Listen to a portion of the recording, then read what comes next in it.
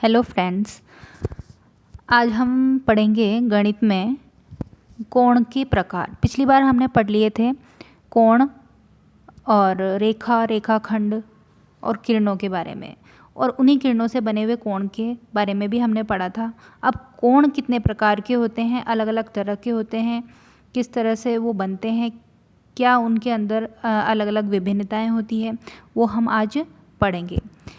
तो पहली बात तो ये है कि कोण जो है वो वैसे तो बहुत अलग अलग तरह के होते हैं, लेकिन सिर्फ दो किरणों के बीच में दो किरणों के मध्य में जो बने हुए दो किरणों के मध्य में बने हुए जो एंगल्स होते हैं, कोण होते हैं, उनके हिसाब से जो कोण बनते हैं उनके बारे में आज हम पढ़ेंगे कि वो कितने प्रकार के होते हैं।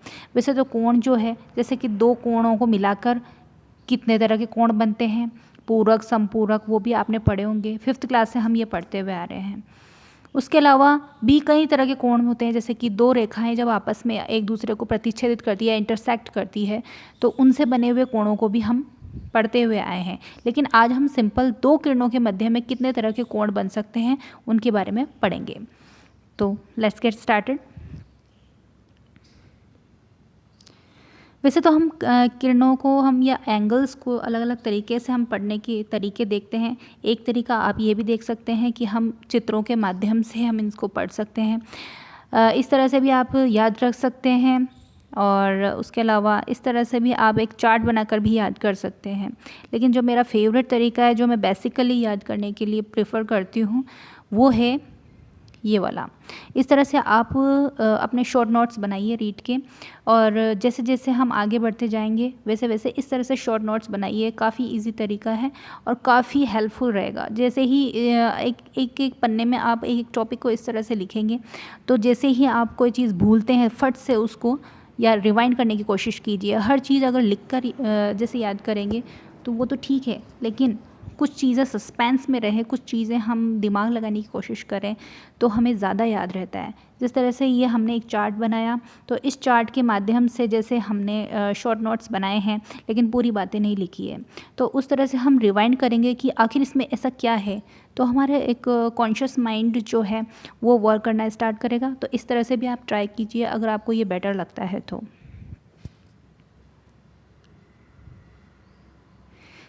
इस तरह से हम देखते हैं कि कोण क्या होते हैं। कोणों के बारे में हमने पहले भी पढ़ा था। लास्ट टाइम में हमने पढ़े थे कि कोण क्या होते हैं, कि जैसे कि दो किरणों के आरंभिक बिंदु समान होने पर आरंभिक बिंदु पर बने किरणों के मध्य बनने वाली आकृति को कोण कहते हैं। वैसे सिंपली हमको इतना पता होना चाहिए कि जैसे कि दो किरणें होती है, कोई सी भी दो किरणें, जिनका आरंभिक बिंदु तो क्या रहता है, स्थिर रहता है। आरंभिक बिंदु तो क्या रहता है, स्थिर रहता है, लेकिन जो अंतिम बिंदु होता है वो स्थिर नहीं रहता है। उसका कोई डेफिनेट पॉइंट या निश्चित पॉइंट नहीं होता है। तो इस तरह से हम कहते हैं कि इस तरह की दो किरणें, कोई सी भी दो किरणें जिनका आरंभिक बिंदु तो स्थिर होता है और अंतिम बिंदु जो होता है उसका कोई अंत नहीं होता, अनंत होता है।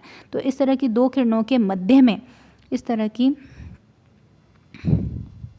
दो किरणों के मध्य में बने हुए जो ये जगह है, इस जगह को, इस घेरी हुई जगह को हम क्या बोलते हैं, या इस आकृति को हम क्या बोलते हैं, कोण कहते हैं। तो सिंपली हम जानते हैं कि कोण क्या होते हैं। वैसे भी हम 5th क्लास से ये पढ़ते हुए आ रहे हैं, 4th क्लास में, सब जगह हम ये पढ़ते हुए आ रहे हैं, बताने की कोई ज़रूरत नहीं है। लेकिन एक परिभाषा के माध्यम से जो कि हम क्वेश्चंस में पा सकते हैं, तो इस तरह से आपको याद रखना है कि दो किरणों के आरंभिक बिंदु समान होने पर उस आरंभिक बिंदु पर किरणों के मध्य में बनने वाली आकृति को हम क्या कहते हैं, कोण कहते हैं। तो आज आइए हम पढ़ते हैं कि कोणों के कितने प्रकार होते हैं। वैसे तो हम बुक्स के अंदर पढ़ते हैं कई तरह के कोण, लेकिन आज हम बताते हैं कि सिंपली हम 7 प्रकार के, यानी कि 7 टाइप्स के जो एंगल्स होते हैं या 7 प्रकार के जो कोण होते हैं वो हम पढ़ते हैं। सबसे पहले देखिए कोण क्या होता है, वो हमने देख चुके हैं कि किरणों के बीच झुकाव को, मतलब जो किरणें होती है उनके बीच में जो ये झुकाव है, इसके मध्य में जो बनी हुई आकृति है उसको क्या बोल रहे हैं, हम कोण बोल रहे हैं। ओके, ये हमने देख चुके हैं, अच्छे से हमें याद हो गया। अब देखो नेक्स्ट टाइप क्या है कि भाई कोणों के कितने प्रकार होते हैं। कोण कितने प्रकार के होते हैं, 7 प्रकार के होते हैं। सबसे पहला जो कि है जीरो एंगल, ये जनरली हम नहीं देखते हैं, लेकिन फिर भी हम यहाँ पर पढ़ने के हिसाब से 7 टाइप्स हम पढ़ेंगे। सबसे पहला है जीरो एंगल, दूसरा है न्यून कोण, acute angle, right angle, obtuse angle, straight angle, reflex angle, complete angle, इस तरह के कई तरह के एंगल्स या कोण हम पढ़ते हैं। सबसे पहला हम पढ़ रहे हैं यहाँ पर ज़ीरो एंगल। यदि कोण बनाने वाली दोनों किरणों के माध्यम से मध्य का यदि कोण बनाने वाली दोनों किरणों के मध्य का झुकाव कैसा हो, शून्य हो। अरे भाई सीधी सी बात है कि जैसे कि दो कोण ले लिए, ये दो किरणें ले ली, दो तरह की किरणें। अब ये दोनों ही किरणें एक दूसरे के ऊपर आरोपित हैं इस तरह से, इनके बीच में कुछ भी जगह नहीं, स्पेस नहीं है, एक दूसरे के ऊपर बिल्कुल आरोपित हो गई हैं, इस तरह से एक दूसरे के ऊपर इंटरप्ट हो गई हैं।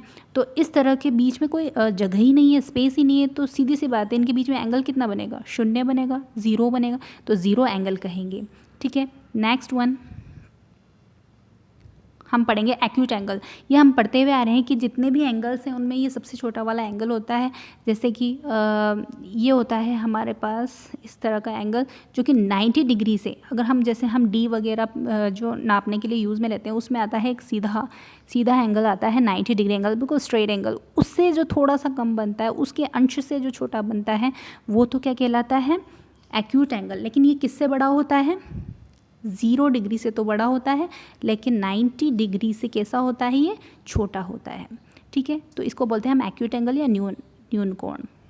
नेक्स्ट वन है समकोण, जो कि हम पढ़ ही चुके हैं कि जब डी वगैरह में हम देखते हैं एक एंगल बनता है स्ट्रेट एंगल, जिसके अंदर बिल्कुल 90 डिग्री का एंगल बन रहा हो, इनके बिल्कुल स्ट्रेट लाइंस होती हो, एक तो ऊपर एक नीचे। तो ऐसे कोण जिसे बनाने वाली दोनों किरणों के मध्य का झुकाव 90 डिग्री का अंश हो या 90 डिग्री का अंश हो, उसको क्या कहते हैं हम, समकोण। नेक्स्ट अधिक कोण। अब सीधी सी बात है, आप इतना ध्यान रखें कि जितने भी एंगल्स हम इमेजिन कर पाते हैं वो 0, 90, 90 से कम, 90 से ज़्यादा, 180, 180 से कम, 180 से ज़्यादा, 360, 360 से कम और 360 से ज़्यादा, बस यही एंगल्स जो हैं वो हम पढ़ेंगे टाइप्स के अंदर, दैट्स इट। उसके अलावा देखिए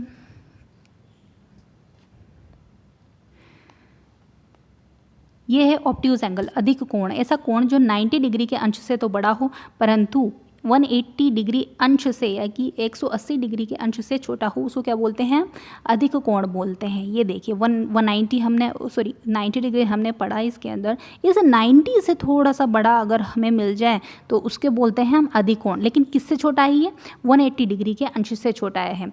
अब आगे हम पढ़ेंगे 180 डिग्री का एंगल कितने का होता है,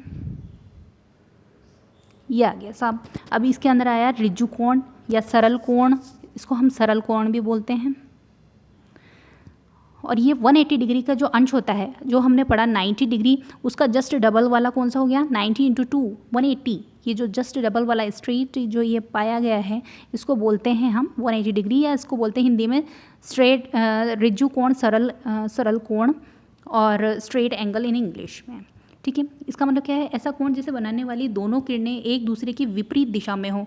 अरे भाई जैसे कि एक एंगल तो जैसे ये वाला और एक एंगल ये वाला, अब ये दोनों ही एक दूसरे की क्या है, विपरीत दिशा में, बिल्कुल स्ट्रेट लाइन में है, लेकिन दोनों कैसी हैं, एक दूसरे की विपरीत दिशा में जा रही है, एक तो इधर जा रही है, एक इधर जा रही है। तो इस तरह की जो विपरीत दिशा में बनने वाले जो कोण बन रहे हैं, उनसे बनने वाले किरणों से जो कोण बन रहे हैं उनको क्या बोल रहे हैं हम, ऋजु कोण, सरल कोण या फिर स्ट्रेट एंगल्स।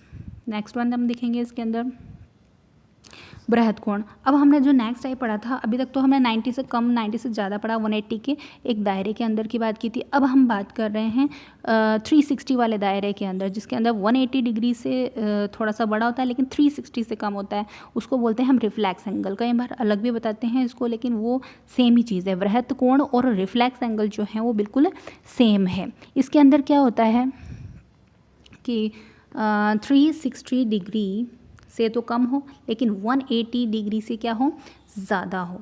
तो इस तरह के कोण क्या कहलाएंगे, बृहद कोण। जैसे कि अभी तक तो हम इसके बीच की बात कर रहे थे, लेकिन अब हम किसकी बात करेंगे, इस बाहर वाले की बात करेंगे।